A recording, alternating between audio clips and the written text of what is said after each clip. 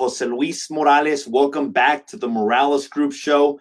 This is episode number 33. As promised, I have Jason Gordon here with Amerifirst Financial. I wanted to bring Jason on because a lot of families are asking me right now, Jose, what is the difference between forbearance and is it forgivable? Meaning that if I don't make my mortgage payment, do I not have to make it? So there's a lot of confusion out in the marketplace right now. And Jason is a pro on this subject. So what Jason has done, he's prepared a PowerPoint presentation, and he's going to go over everything that happens in the background when somebody misses their payment. He's going to go over the different options that people have, the different options that the banks are going to give you. And he's also going to be going over numbers as well, too. So he's going to be going over different scenarios that they offer you a payment plan. My philosophy is that the more educated you are as it relates to this subject, the better off you're going to be. Welcome to the show, Jason. How are you? I'm awesome, Jose. Thanks for having me. Good, good. So for our viewers out there, I just want to have a little bit of context just so that you know a little bit about Jason. He is a branch manager for Amerifirst Financial. He's been in the banking industry since 1991 and in the mortgage business since 1999. So it's not somebody that just started. It's somebody that's got a lot of experience, over 20 years in the loan business. Additionally, Jason is a certified divorce lending expert. He's a certified divorce real estate expert, which that's a real estate certification. And he's a RCS, or real estate collaboration specialist. Essentially what Jason does, he's taken a special interest in helping families navigate through the turbulent waters of divorce. And essentially, I don't know anybody that has those three certifications. I have one of those three. Jason has all of those three. So it's something that is extremely good for him. Now, based on Jason's credentials, what that allows him to do is it allows him to be able to take a look at somebody's situation, and it allows him to be able to forecast future problems and be able to help educate his consumers based on what is the best way to go about the solution to the problem. So Jason does a lot of takes a lot of educational courses, and essentially he's just an expert at what he does. So welcome to the show, Jason. How are you today? Jose, I'm awesome, man. It's Friday. Although I have nowhere to go tonight, I feel like I'm, it's Friday, but staying home after I get done. Yeah. I was joking around with somebody in my office about that. That I was like, it's Friday, but then I thought like, oh wow, we can't really go out anywhere. So exactly. Yeah. But I'm good. So at this point, what I'm going to do is Jason prepared a presentation for us. I'm going to let him take over that. And just know that in this presentation, he's going to go over all of the background things that happen after the loan happens. So a lot of people see the loan, but they don't see or know what happens after the loan. Who does the loan go to? Who services the loan? And all of these things are connected, and which is why I think it's important for everybody to know. So Jason, if you're okay, we can share your computer and I'll be phasing out and you can take over the presentation. And if anybody has any questions, you can type them in on Facebook Live, and we'll be answering them at the end of the presentation. So if you want to share your screen, Jason, we can go ahead and start that. All right, let me do that right now.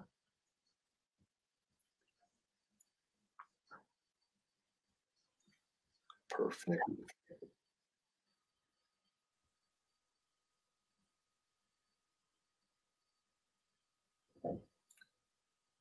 So do you see my screen, my friend? Yeah, do. Lot. It's just the screen will phase out, and as soon as you're ready, you can take over. Okay. Well, folks, first of all, thank you very much in advance for your time and attention today. I realize we're all very busy. Life is kind of crazy and different. And the goal of this presentation is to help you and to help you help others. We're in a very weird time right now. Life is different. And I'm not here to tell you how to think. I'm not here to lecture you. I'm not here to give any legal or tax advice. I'm here to help provide perspective. You see, we're in a situation now where it's very similar to our last housing crisis. And our last housing crisis lasted several years. I'll refer to it as 2008 in this presentation, okay? But nowadays, fast forward to 2020, we live in a society where we tend to get fragmented information, whether it's social media, whether it's the actual news we're watching, whether it's what our friends and family say to us. And we're hearing things in fragmented portions, maybe not getting the information in its full context, and thus not understanding the overall concept. And then we're actually sharing this information with someone else down the road, whether it's on social media.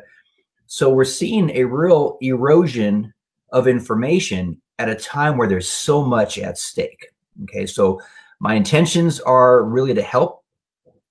When I give examples today, I do understand and I do realize that in the spirit of time, I can only go so deep in each topic. I want to keep this presentation flowing.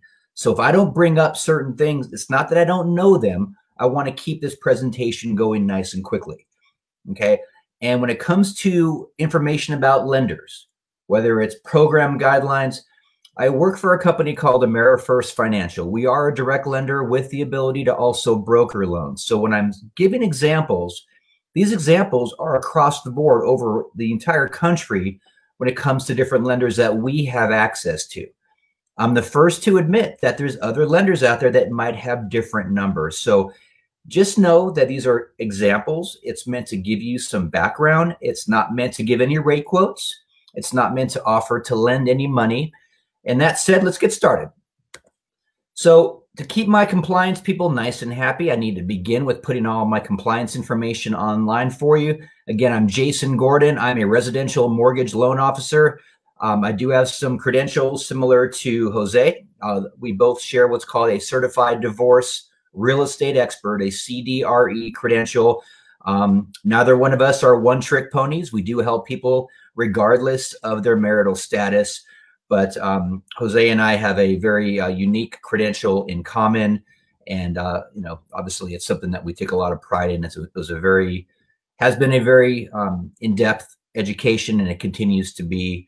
And a quick shout out to our friends at the Alumni Institute who made this CDRE possible. So one more slide just to keep our compliance people happy. Okay, it's on the screen. 3, 2, 1. We're going to move on. All right, so let's begin.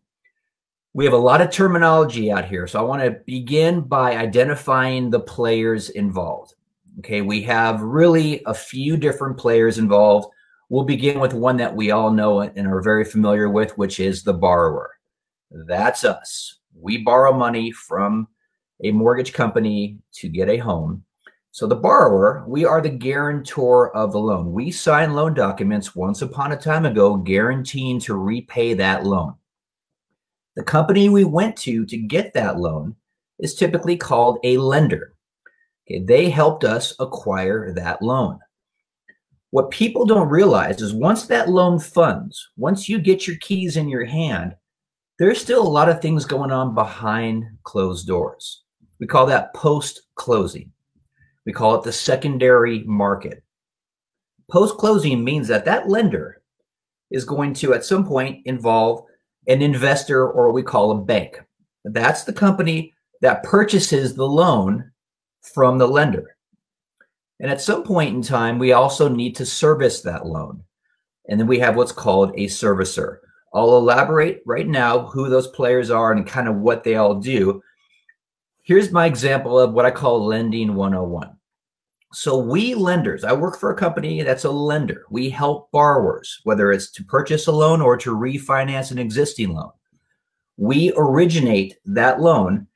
We use basically a credit card, but not like a credit card that you and I have in our bank accounts or in our checkbooks, or I'm sorry, in our wallets. A normal credit card might have a credit limit of, say, $10,000. And let's say we go out shopping and we buy something for $400, whatever it is. We know that we now have $400 less in our available credit limit. Our limit's still $10,000, but we have 400 used. We now have $9,600 available. Now imagine adding a few zeros to that equation when it comes to the lenders. They have what's called a correspondent warehouse line of credit.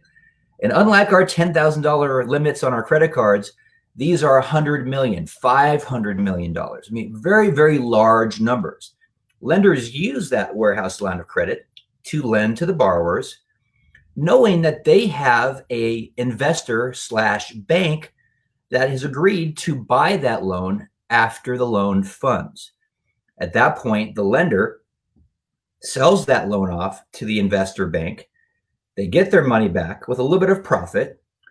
They then pay their credit card down and reuse that money on an ongoing basis to lend to more and more borrowers. Now, the investor/bank, more often than not, is going to sell the servicing rights to another company, which we call a mortgage servicer. So what does a mortgage servicer actually do? They're more of a clerical company in this role here. They provide clerical services. Most notably, they communicate with the borrower on an ongoing basis, maybe for the next 30 years. They bill the borrower. They send out the monthly statements. If there's an impound account for the property taxes and or homeowners insurance, they manage that account. So they pay the property taxes twice a year. They renew the homeowners insurance policy once a year. And if, heaven forbid, the borrower does not pay the servicer as agreed, when I say as agreed, per the terms of their contract, well, then the servicer has to engage in what's called loss mitigation. So what is loss mitigation? Loss mitigation essentially is a process used by the mortgage servicers in an attempt to work with the borrowers who are not paying as agreed. They're delinquent in their home loan payments. And possibly if they feel that there's a case of what's called imminent default. Let me give an example of imminent default. Let's say, for example, that you make $5,000 a month, yet your bills are $6,000 a month. You have a negative $1,000 a month cash flow. But let's say every month you pull that $1,000 from your savings account and you make sure that your debts are always paid on time. That's great. To the outside world, you're looking just fantastic. They don't realize that you're upside down because you're paying your debts on time. But what if you look at your savings account balance and you have $4,000 left? This is an example of imminent default.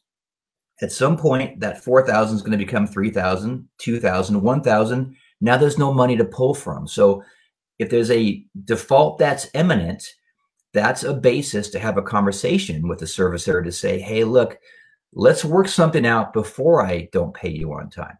That's a proactive move, and that's a great thing. So the concept of loss mitigation, and it sounds a little bit silly here, but it's like if I said to you, pick one or the other. Either I smack you in the face or I kick you in the shin. Well, either one's going to hurt. It's not going to feel very nice, but you have to decide one or the other. I know it's a terrible example, but that's kind of what the servicer feels. Okay, they have to either work with the borrower or they don't. And if they don't, they have to go down a path that eventually leads to foreclosure, which is not a very pretty path. It's not a cheap path. There's attorneys involved. There's a whole lot of paperwork involved. And it's something that nobody really wins on a foreclosure, at least not between the servicer and the borrower. So there's 4 different main types of loss mitigation. A couple of these were really buzzwords back in 2008. The first one is called loan modification. Now, I could spend at least an hour on each of these 4. I'm not for the spirit of time, but a loan modification, in short, is a restructuring of the contract to make the payments more affordable for the borrower.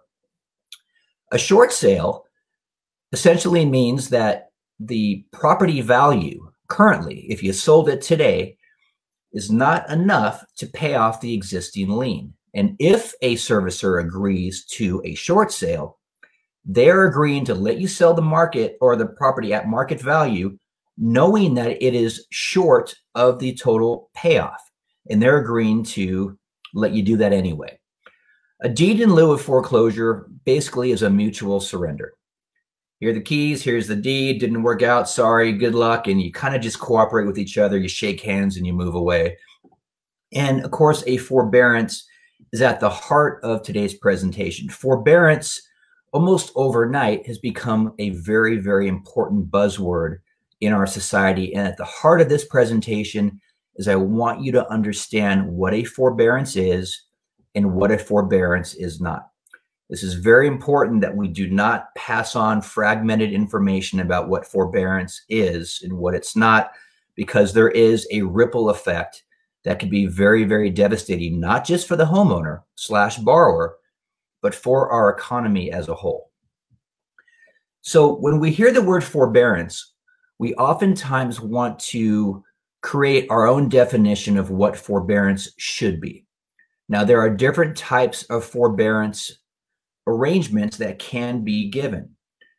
The most common one that's visualized is what's called a deferment, which I'll go into in just a moment. But essentially, when we're doing a forbearance, we're kind of agreeing to temporarily not make our payments. Okay, so if we're not making our payments, they're not going away. Okay, so forbearance is not forgiveness. So if you don't make your payment for a certain amount of months, that money doesn't evaporate. There's no such thing as a free lunch in economics. At some point, you have to pay.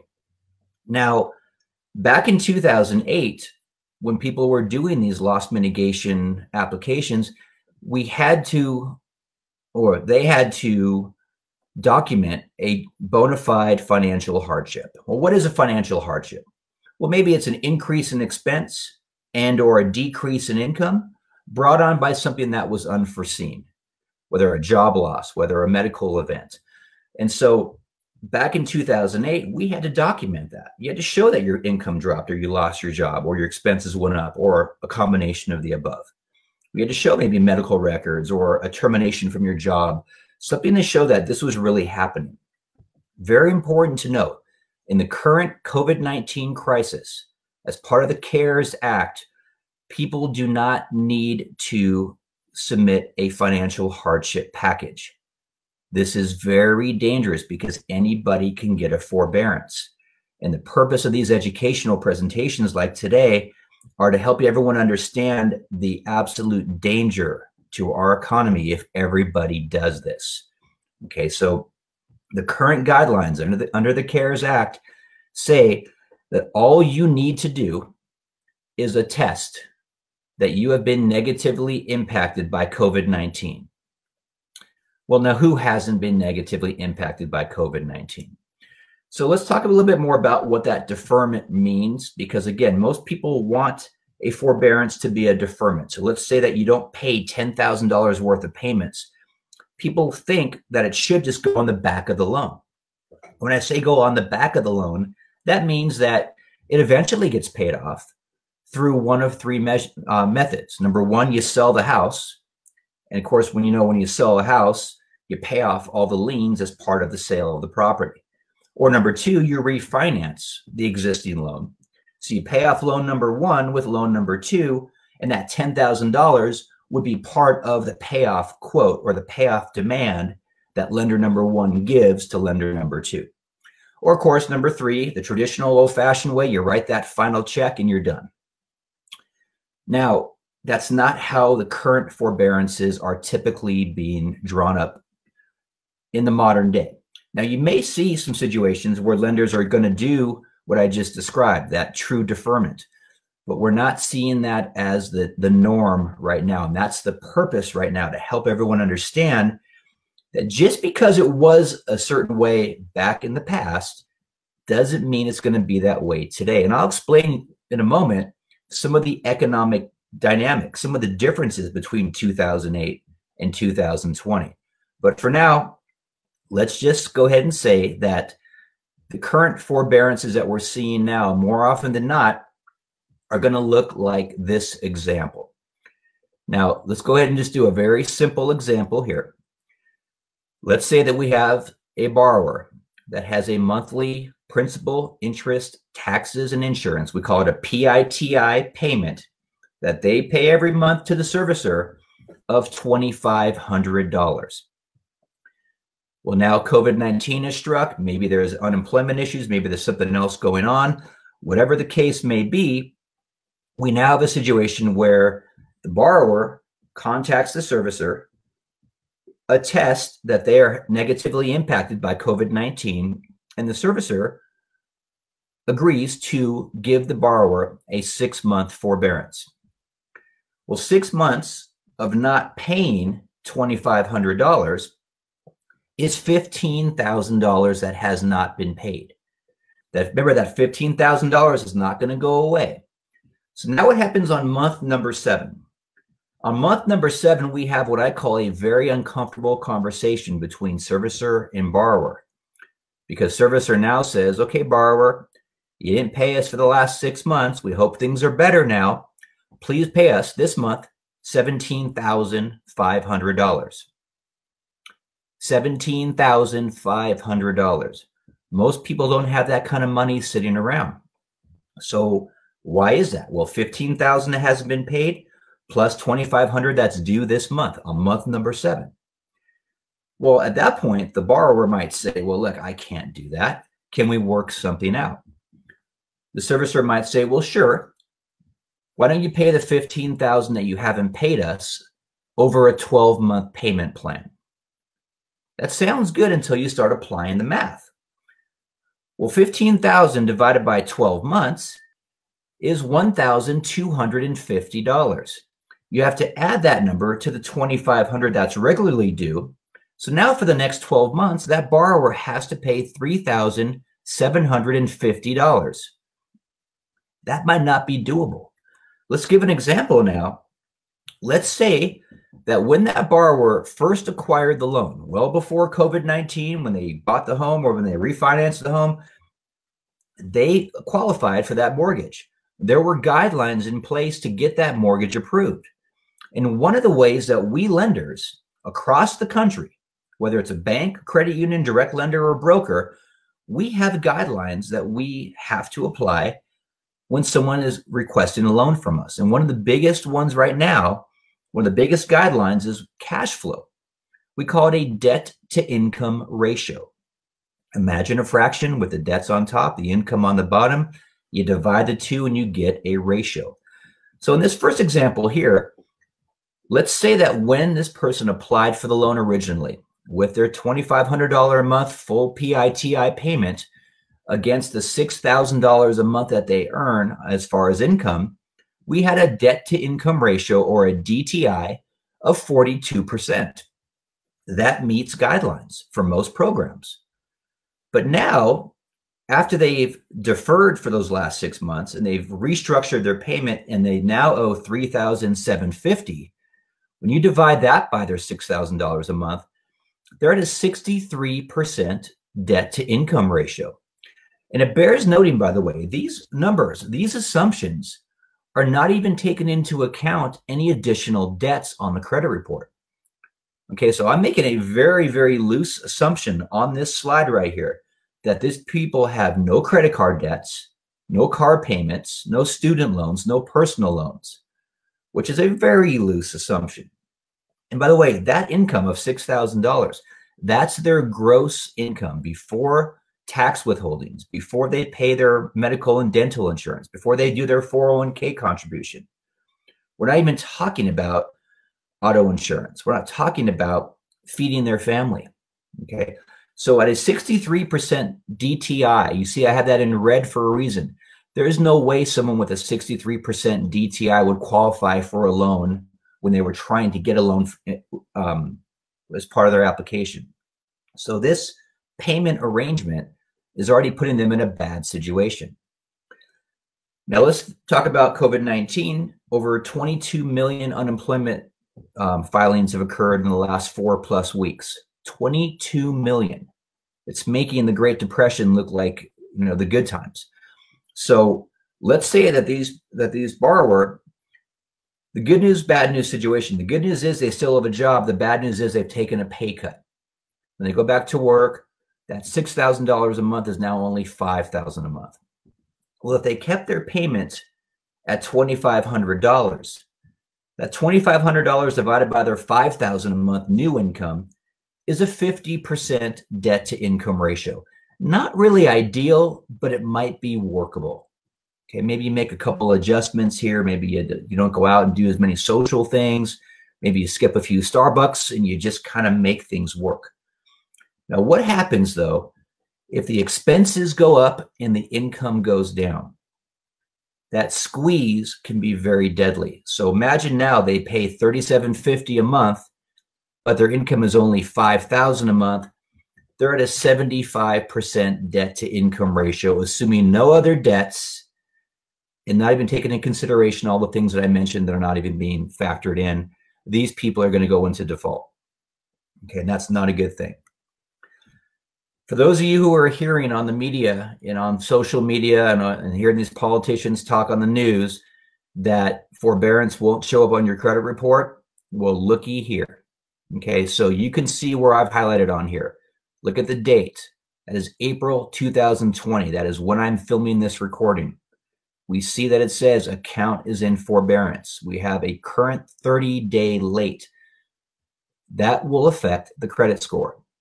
Now, we are hearing that as part of the CARES Act, it's a law that's handed down that these creditors cannot report this as late. Whether that happens or not, mortgage lenders, when you apply for a loan in the future, they have ways where they will know if you did a forbearance.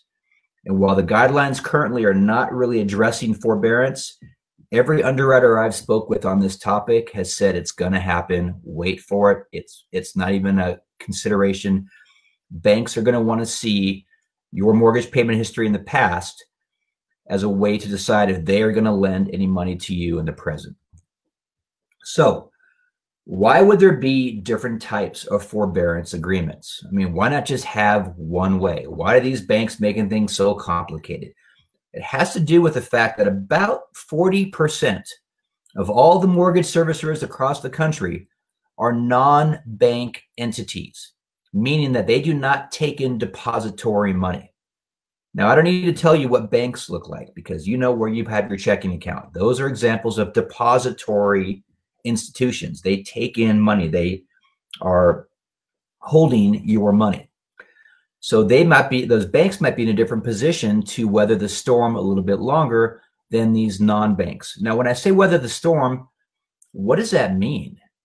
Okay, and why, in this case, does it matter? Well, let's focus on the non-banks for a moment, because right now, the non-banks are in a lot of trouble. I mean, a lot of trouble. And please listen carefully, because most people don't understand this concept because you've never been told this concept.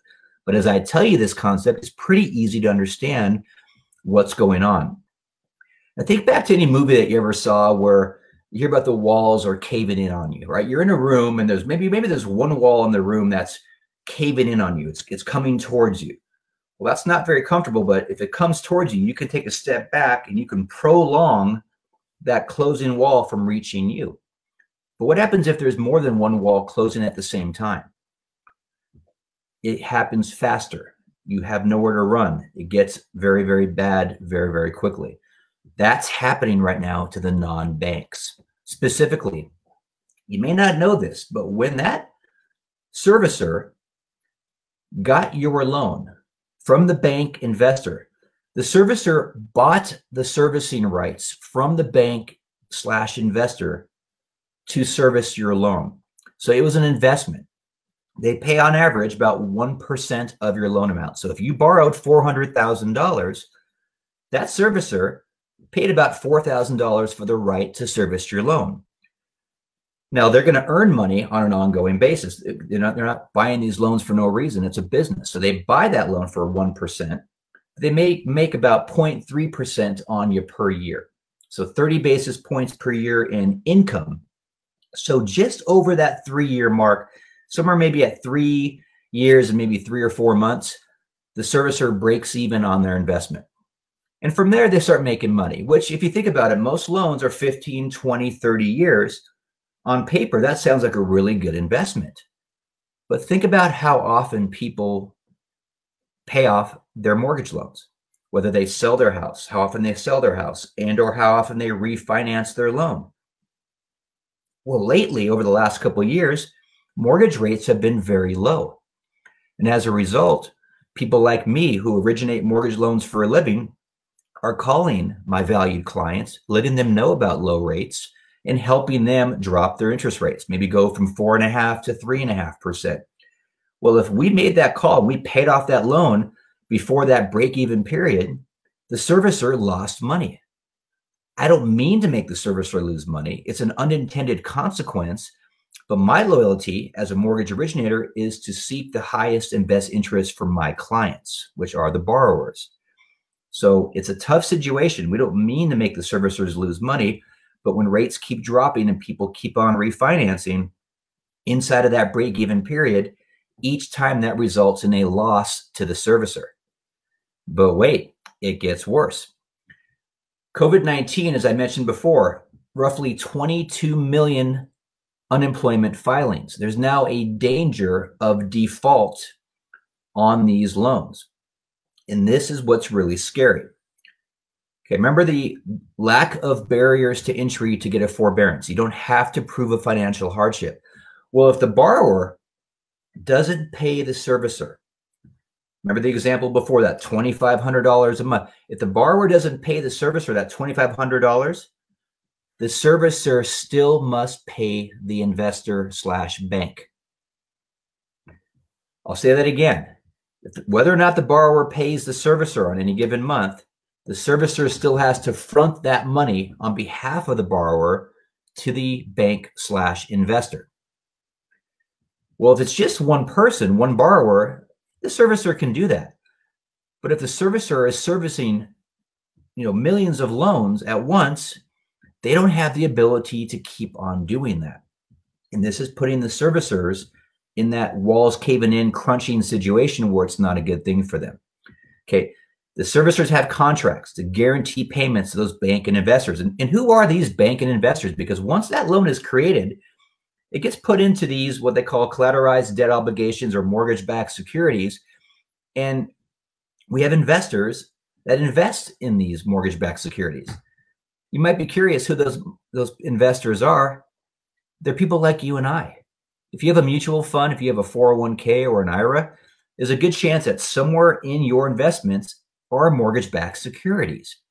So we're kind of the investor investing the money in the loans that we borrow from. So there's a system in place, okay? And if we don't guarantee the repayment from the servicer to the bank investor, then investors are going to stop buying that instrument. It's a bad investment.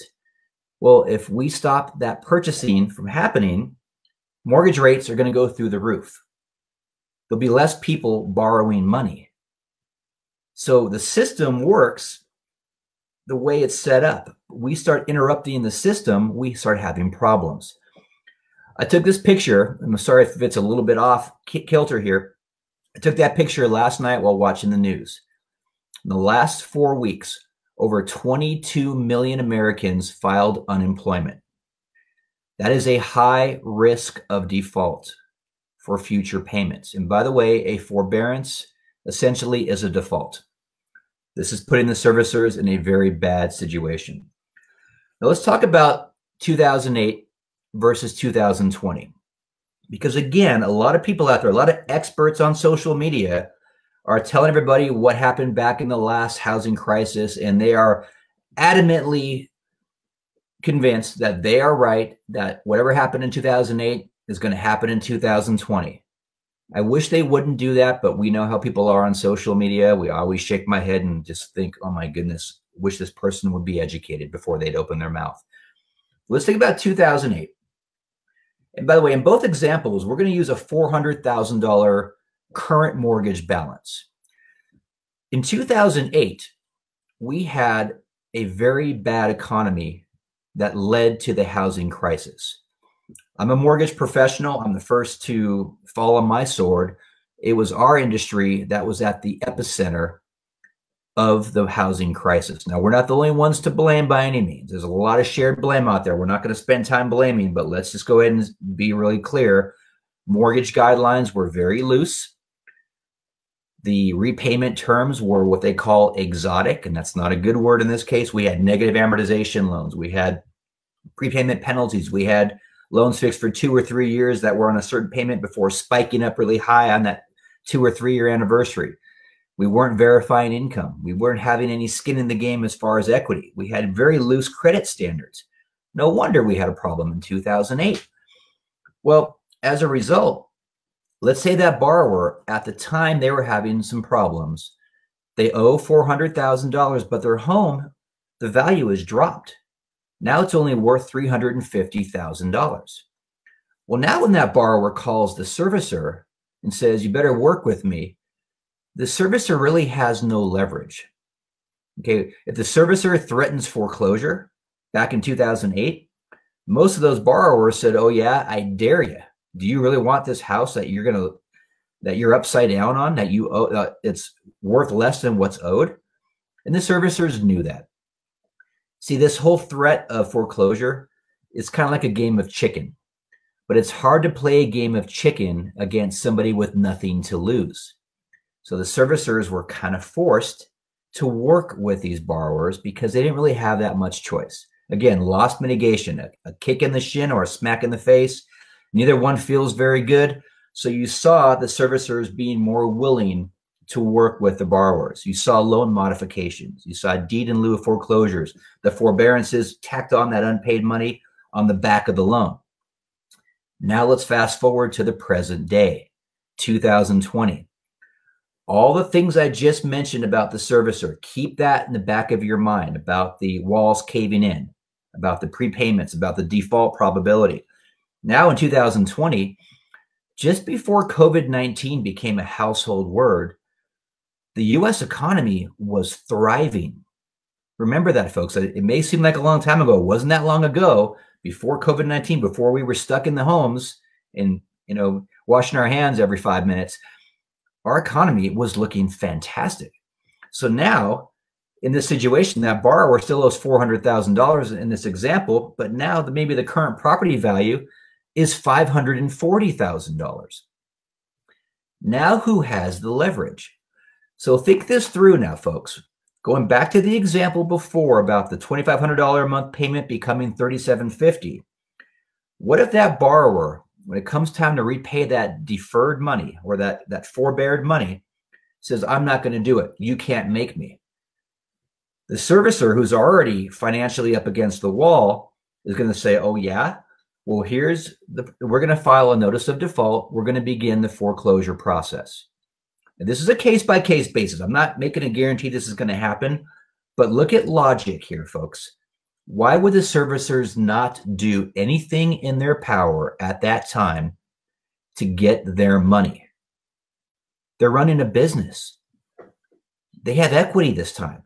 The fact that there's equity in that home gives the servicer the leverage.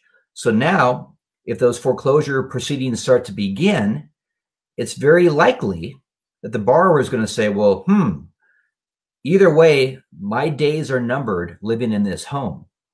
Either I can let them foreclose on me, I can have this very embarrassing walk escorted by the U.S. Marshal or Sheriff in front of all my neighbors as I get kicked out of my house in front of all of them with all that I can carry in my hands and being homeless, or I look at my equity and say, I can sell my property for $540,000, pay off that $400,000, put some money in the bank and go live somewhere else for a while. Well, which one makes more sense? Of course, you'd want to sell your home. But think about this for a second, folks. Supply and demand is at the backbone of economics. What if everyone who is doing these forbearance agreements now, because there's no barriers to entry to get a forbearance, has these uncomfortable conversations down the road with their servicer, decides that they cannot afford the new repayment plan, and they all list their houses for sale at the same time?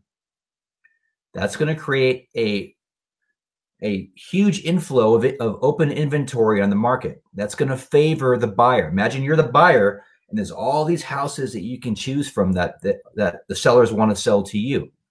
What are you going to do? You're going to haggle the price down because you can. So maybe that property, instead of selling for $540, sells for $520.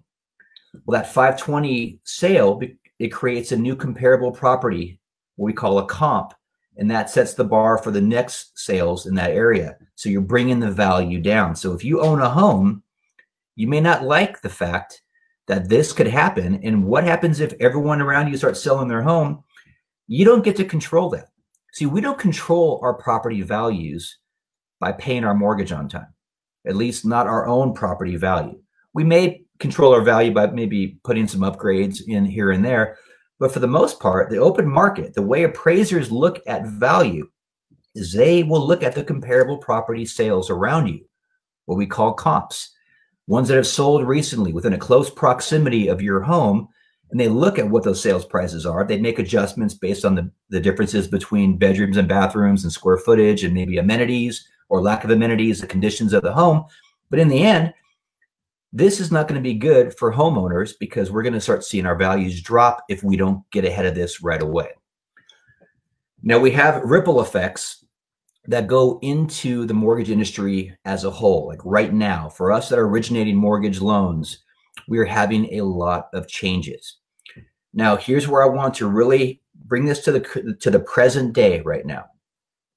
We're so used to laws being changed once a year. You might see new laws about driving or new laws about driving with a cell phone in your hand. They all take place on January 1st typically.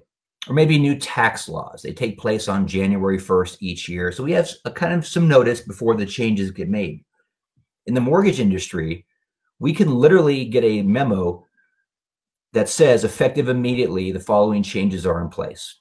Well, for someone who helps buyers and homeowners, this can change a plan that we have in place. And we're seeing a lot of that happen right now. This happens in a time of crisis. And folks, make no mistake about it, we have a crisis on our hands right now in the mortgage industry if we're not careful. So there's what's called an overlay. An overlay is a qualification requirement applied by the lender that exceeds the standard qualification guidelines of a loan program. So metaphorically speaking, to get approved for a loan, if you're a borrower, you have to fit inside of a box. Well, overlays make that box smaller and harder to fit into, resulting in less borrowers that fit the guidelines and can therefore get approved. We're starting to see some major overlays happening almost overnight. Over the last few weeks, we've had a lot of changes and more changes are happening. Please be aware of this. Okay, if your loan officer is communicating changes, it doesn't mean your loan officer is not doing their job properly. It doesn't mean that they're lying to you. This is happening very, very quickly. Okay, so the 4 examples on this screen right here, we're seeing raised minimum credit score or FICO score requirements. We're seeing the maximum debt to income ratios get smaller. Remember the examples before. Maybe instead of seeing 50%, we see 45 or 43%, maybe 36% on some loans. Loan to value means that the amount of equity, when you're buying a home, you may have to put more money down. Or if you're refinancing your existing home, maybe you tap into less equity because they're restricting the amount that you can tap into to give the lender more equity, more cushion, should they need to go in and foreclose on you one day. And some programs require assets, we would call cash reserves or post-closing liquidity. That means that when all the smoke clears after you've bought the house, how much money do you have left in your accounts, and can you use that money to cover a prolonged period of unemployment to make sure that you're paying your debts on time? So all these are happening now. Again, the walls are caving in a different way here. It's harder to qualify for loans. So here's a couple examples right now that we're seeing on some of the more popular programs.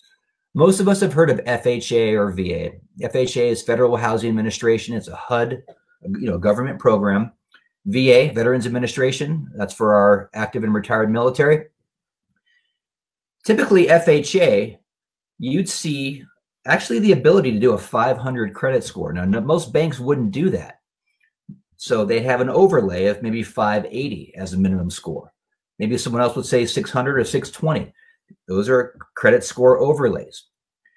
Well, currently 640s are available, but you're paying higher rates and fee combinations. And again, this could change day in and day out. So you may hear this and say, oh no, I know somebody who does 620.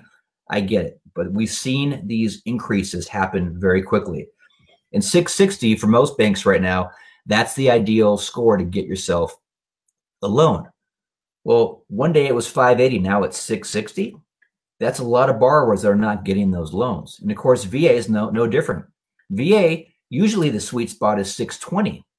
We're seeing now 640 being available, but again, you're paying a higher rate and fee combination. 660 and up is becoming the more ideal FICO score for those folks. Now, the non-conforming or jumbo loans, and the loan becomes a non-conforming jumbo loan at different loan amounts at different counties throughout the country. Okay, in San Diego, where I'm based, 701,500 is the high balance conforming limit. So 701,501 and higher for a loan amount falls into that jumbo non-conforming window. These programs are really taking the beating right now. It's really a shame because I have a lot of jumbo clients that look really good on paper. Well, they're getting forced to have higher credit scores, reduced debt to income ratios, maybe some equity restrictions, maybe some increased post-closing liquidity asset requirements. So now really anything under 700 for a score, it's going to be really hard to find a jumbo loan, at least for now. 720 is ideal, 740, 760 are even better, but we're seeing again examples of the boxes getting smaller on the people that want to get loans. Now, some programs have actually just gone away, eliminated, at least for now. So the most common ones are what we call non-QM. QM stands for qualified mortgages. This was part of the Dodd-Frank Act when we had our 2008 crisis. In short, there are new higher levels of restrictions for lenders to prove a borrower's ability to repay that loan. Okay, they actually call them ATR guidelines, ability to repay guidelines. So non-QM are lenders that don't fall inside those guidelines. And so examples of non-QM programs, I'm not even going to say are, because I'm going to have to say now were. Examples of non-QM programs were a self-employed borrower using 12 or 24 months of business bank statements in order to qualify in lieu of using their federal tax returns.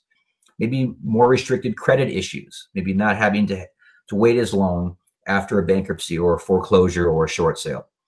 Okay, the words stated income, which are not really used all that often, all these programs, at least for now, are gone. I mean, highlight, delete, gone. The down payment assistance, we call them DPA, these bond programs that allowed non-VA buyers to buy homes with no money down, with zero down payment, 100% financing. Wall Street has spoken. They want borrowers to have skin in the game.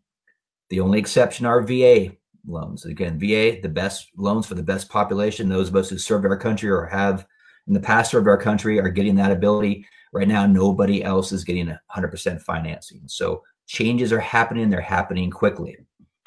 Now, Jose and I, as I mentioned before, we are certified divorce real estate experts.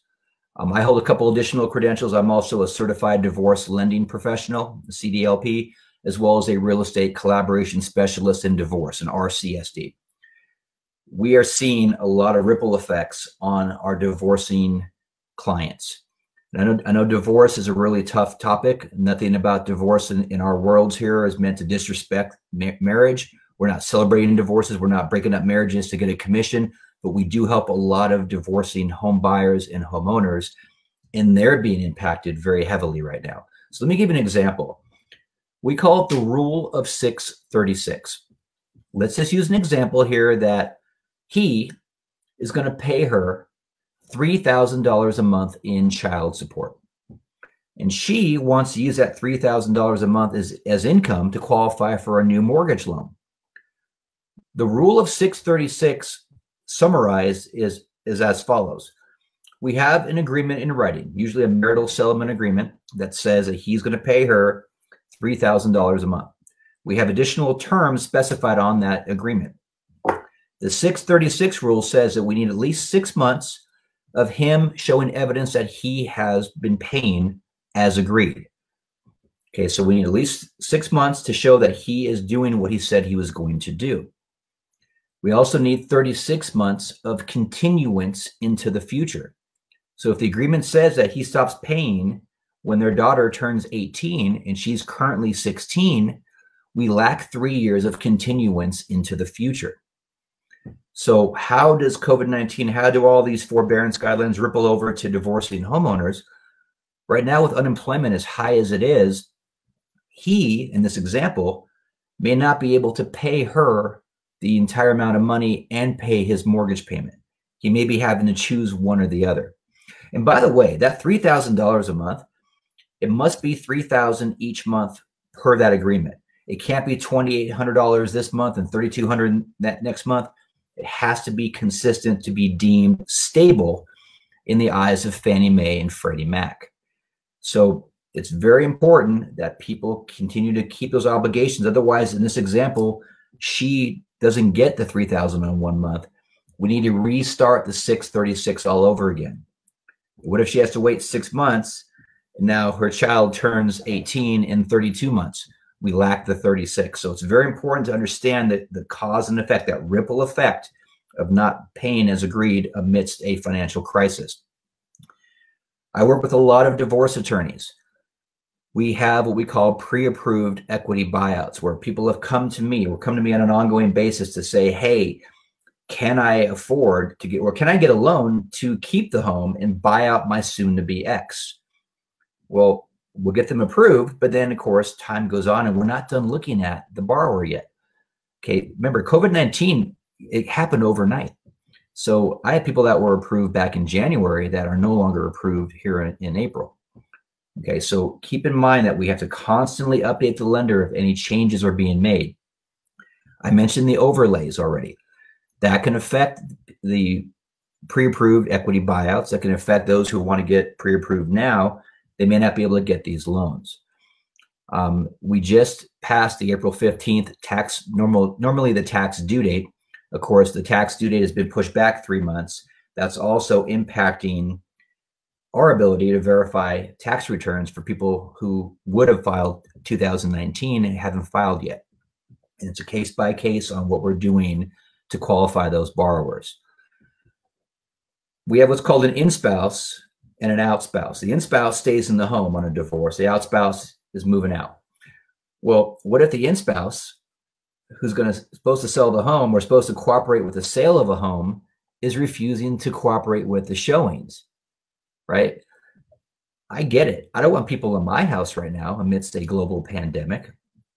So you can see where people are saying, I'm not going to let anybody in my house. You're going to have to wait until this COVID-19 thing ends before I let people in my house. So you can see how a lot of these situations are starting to cause problems with pre-approved loans.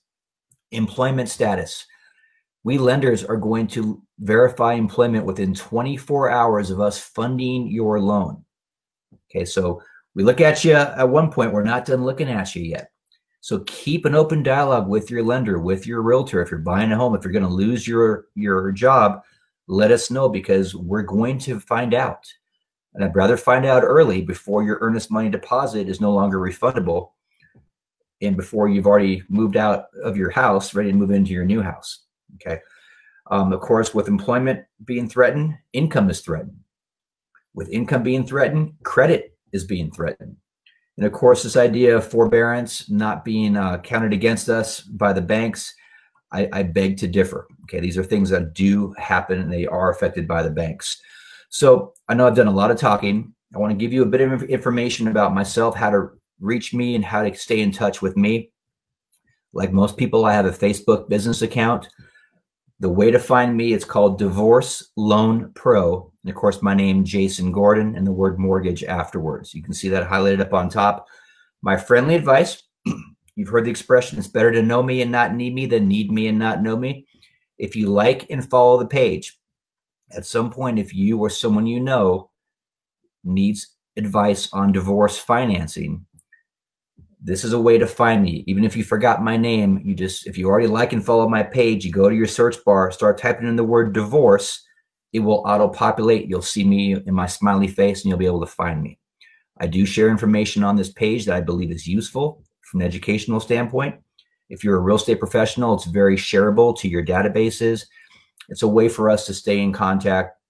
And I hate to say it, I don't celebrate divorce at all. But this whole quarantine thing, it's going to cause a lot of people to potentially get divorced soon. These people need help. They need guidance. And I'm here to help them. Jose is here to help them on the real estate side. I don't sell real estate. That's Jose's side of things. He doesn't do loans. That's my side of things. But as a team, we can really help these divorcing homeowners get answers and make informed decisions. The idea behind this is that people make decisions based on fact, not based on assumptions and or emotions. The way to reach me, this is my cell phone. Please don't text me at 4 in the morning, but you can call or text that number. My email address, my website is gordonmortgage.com. Again, to keep our compliance folks happy, I'm going to have this on the screen just for a couple seconds here, along with this one right here, all of our licensing information.